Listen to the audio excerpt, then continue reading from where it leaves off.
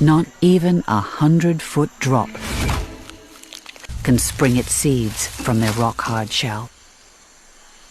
Only a safecracker could bust into this strongbox. The light-fingered agouti. This toothy rodent is the only creature with the right tools to jimmy open the case. And when it comes to the nuts inside, he's just gotta have 'em all.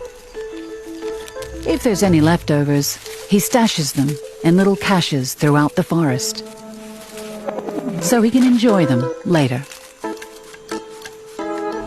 But this forest filcher has so many hidden away, he can't possibly remember where they all are.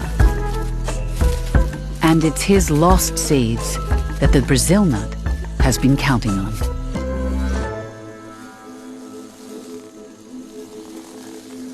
Placing her precious legacy in the hands of such a motley crew might seem reckless. But that's the wonder of nature's network. These fantastical collaborations really do work. And they're so reliable that every single Brazil nut is created in this extraordinary way.